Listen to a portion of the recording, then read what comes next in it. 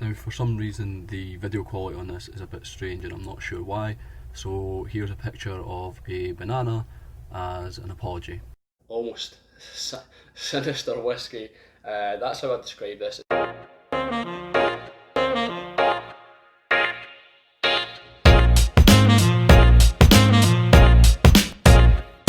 How's it going? Hope you're well and welcome to Whiskey Whims with me, Stuart. Today we have Ledaig, 12-year-old, bottled at 58.4% ABV, and this was specifically bottled for the 10th anniversary of the Whisky Show, which takes part in London, and I'm almost certain that this was out in 2018. Doesn't say when it was bottled, doesn't say when it was matured or anything. I'm just looking for a little stamp to see if it says when it was bottled, but yeah, I can't see anything.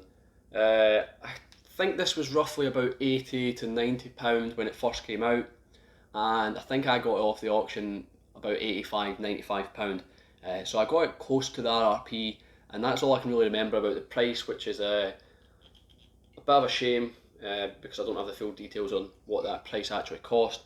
I could have looked it up, but this one's kind of coming off the cuff, and I've not even written any notes, which I usually like to do beforehand, which most of you will know. So this is called, I think the theme, there were 3 bottles I've mentioned before in a previous video. I think one was Invergordon, which is I'm sure is a grain. There was this and an Altmore, maybe something else. So the theme is the future of whiskey, and this is present future, and I think there was future and past future, or something like that. Yeah, it's just a load of guff to go with the whiskey. What we're really here for is the tasting of it anyway. So it's got a nice funky label on it. It's supposed to be a 3D pictogram where you move it and it changes, and when you move it, it does change, so it does the job there. Yeah, 58.4%. Doesn't say about added colouring or chill filtration. I don't think it's got either of them, and I'm pretty sure it is bottled by Elixir Distillers. So distilled, bottled in Scotland, and it's got the Whisky Exchange website on there. Yeah, we'll get down to it. So this is off the cuff, unfortunately. No notes taken. I've got Vin's Coin, No Nonsense Whiskey.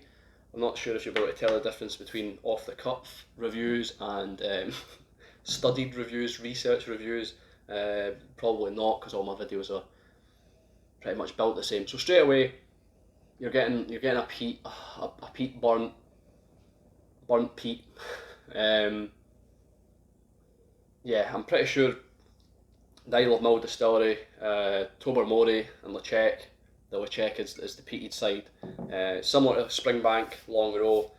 The Long Row is peated and the Springbank's slightly peated, and then Hazelburn's not peated at all.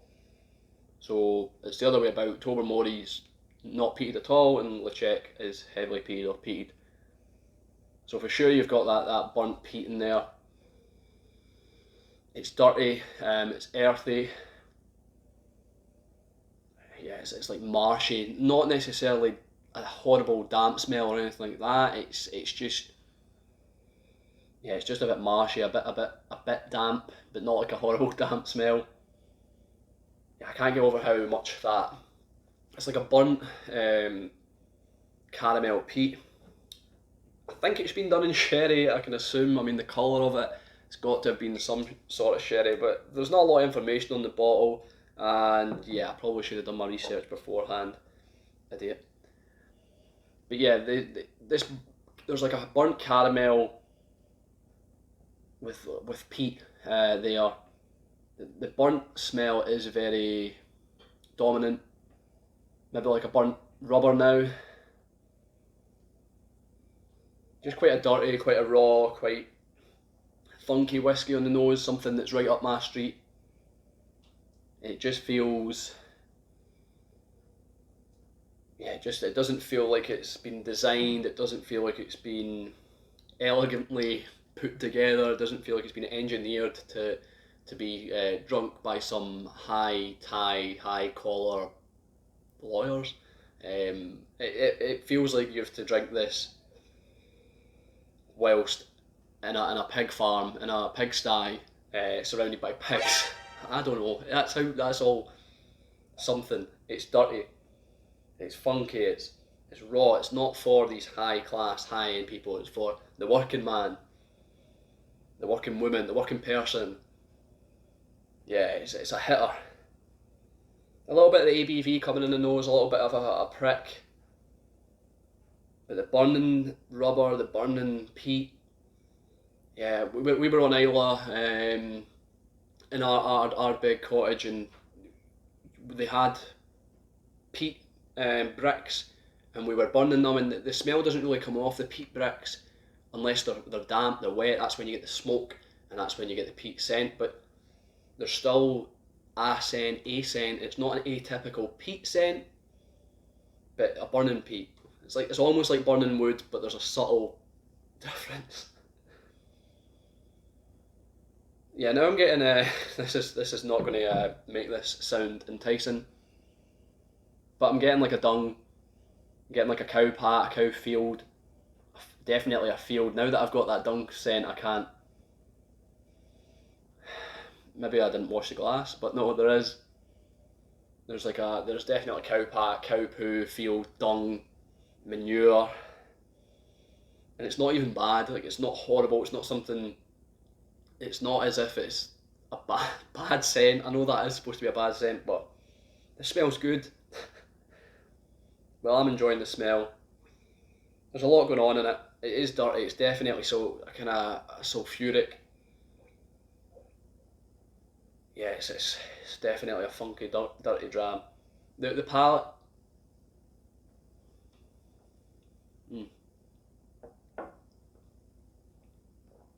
Caramelised Demerara sugar, caramelised brown sugar, straight away.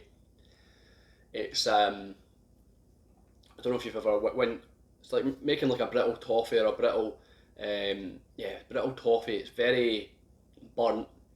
The burnt element goes on throughout this whiskey. It's a little bit woody. It's earthy again. It's dirty again. It's not grassy. There's no grass element.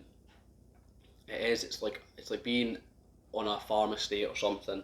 And I don't think the distillery itself has a farm or anything like that. I think the distillery is just on a plot of land. But this is, I've never been to Isle of Mull, so I'm not sure where the distillery lands or sits, but it's almost, is it dunnage? Nah, there's not an element of dunnage in there. It's not really like a dunnage warehouse. It is more like a farm estate, farm distillery. Yeah, it's more like being on a farm rather than being on a distillery. Something came through that reminded me of go-karting, and it's the fumes, but it's the taste. This is in the palate. It's like petrol, burning rubber, oil, all and mixed in one with cold. So this is probably rather one-sided, if you will. I don't know how you're going to relate to this. Hopefully you can. But we've got a go-karting circuit not too far from us, and it's in a warehouse, like they've converted a warehouse type area. So it's not very well insulated or anything. It's quite cold. You've got a draft coming in. There's a kind of full-size gate from bottom to floor, railings, and draft is constantly coming in. I think they shut it overnight, but there's a draft constantly coming in anyway. So it reminds me of being on this go-kart course with the burning rubber, the oil, the petrol, the tyres, this fresh air coming in as well, and this warehouse. But it's not a warehouse smell. It's just cold, and it's the fumes are all just sitting there, all dense, perfectly packed, just sitting there for you to breathe them all in. That's what this tastes like, if that makes sense. It's what it reminds me of anyway, and I suppose that's what this whiskey is about. This takes me right there. This is, when I'm drinking this is what I'm thinking of. Lovely. Obviously not everybody's cup of tea, but it's definitely right up my alleyway. And if you're a dirty, funky whiskey lover, then it will for sure be up your alleyway as well. Just trying to think if I get anything else in the palate. There's the obvious things, like I feel like it's definitely sherry. There's chocolate, bitter chocolate. It's drying, a little bit spicy. You're getting sherry through here. Dried fruits, prunes, raisins, dates. But I just feel like that's very generic, and not that it's not worth mentioning, but it's there, but it feels like it's almost too obvious, and you'd probably expect that from a sherry whiskey. There are subtle differences between different sherry whiskies, obviously. There's no orange oil or anything like this in this whiskey, which I get from some sherry whiskies, but there's definitely a bitter chocolate, and all those dried fruits. The main thing for this, for me, I feel, is it takes me to that go-karting circuit. It's not a place that we go often. Me and my brother sometimes go. It's just once in a blue moon, but it's what it reminds me of.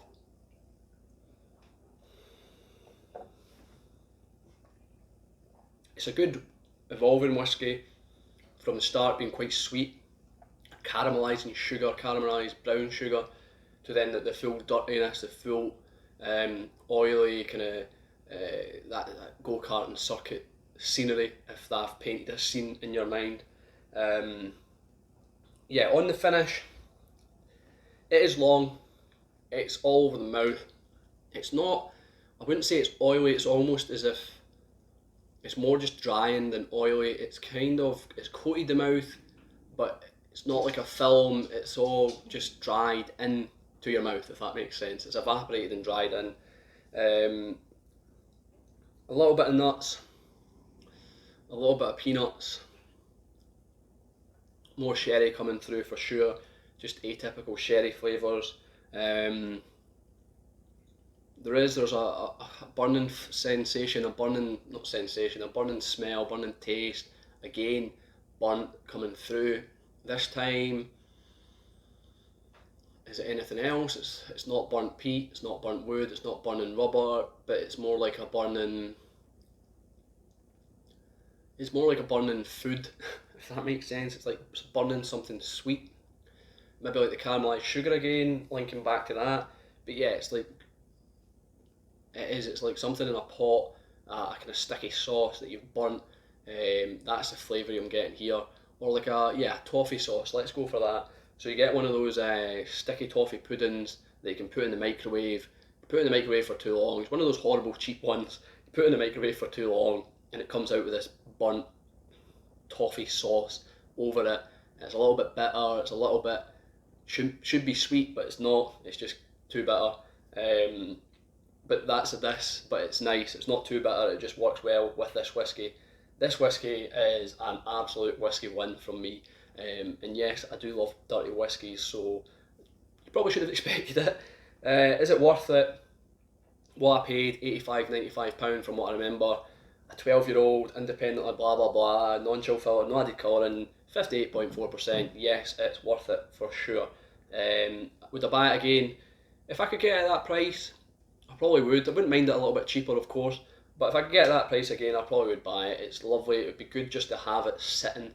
I had this sitting for a while. I mean, I think I actually opened it this year, 2020, so it's taken me 2 years to actually get round to opening it, or a year and a half. I think I might have bought it in 2019, but it's taken me a long time to get opening it, and I'm almost regretful of it because it's so good. I'm going to finish it, but I don't want to. But at the same time, I am glad I've tried it, and I would recommend it. I'd recommend it for any dirty, funky whiskey lover. It's definitely one to try if you're into that sort of whiskey. If you're into more elegant, more refined whiskey, maybe not the one for you. But if you do like a bit of a raw, bit of a kind of almost sinister whiskey, that's how I describe this. It's quite devilish, devilish in a good way, obviously. So once again, thanks for watching. I've been Stuart. This has been Whisky Whims. I'll see you later.